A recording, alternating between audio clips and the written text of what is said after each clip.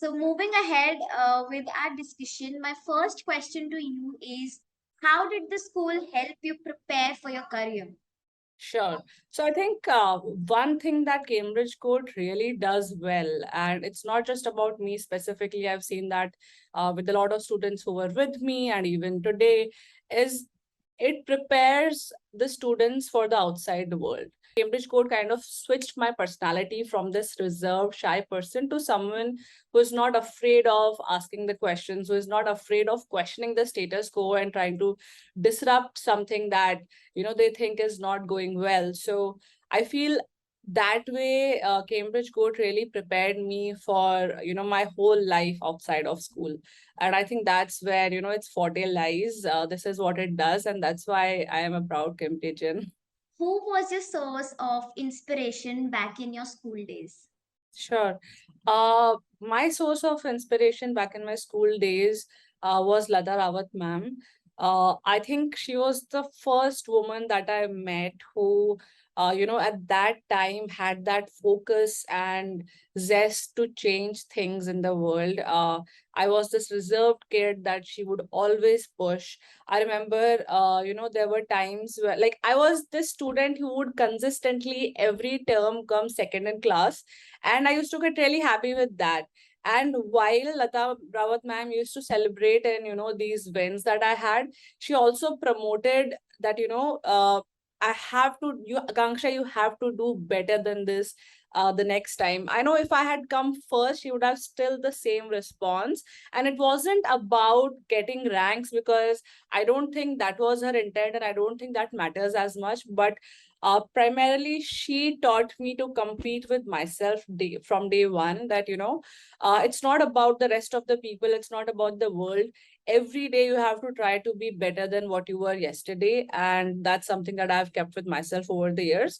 Apart from that, I think as a woman, right, when you get in the outside world, when you start your career, the kind of problems you face are completely different than the other gender, right? And I think just seeing that, that kind of a persona early on really helped me with that.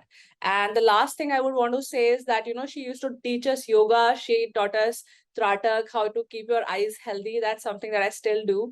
So yeah, I'm really thankful for her for being that source of inspiration for me.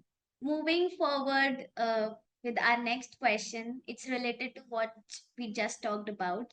I would like to know about your bonding with your teacher. Like, we discussed about the kind of bonding you shared with Lata ma'am, but Mhm. talking about subject teachers, your principal, coordinators, like, what kind of bond did you share with them?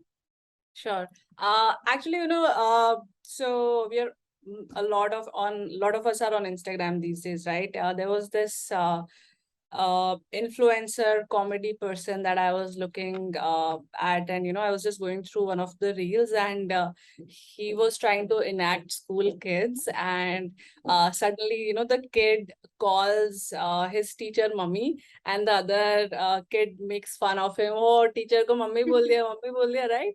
I mean, and that really, I laughed a lot at that, because it reminded me of my school days. It reminded me of what kind of connection we used to have with our teachers, that a lot of times you would forget if that person is your ma'am, or she's your mom, right? Mother, So yes. yeah, so that was a great memory. I think at Cambridge Code, all of the teachers, firstly, I knew that I could go to them anytime I needed to. If I had any problem, I was there as a young toddler. I was also there as a teenager who was going through a lot of changes in her life.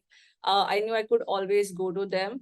Apart from that, I also, what was amazing was that they always helped me do different things. Um, while I had the kind of background where it was so important, like a lot of focus was given on the main curriculum at Cambridge Code. Our teachers really pushed us to try out different things. That's how I got into a lot of debate competitions that helped me be a good conversationalist.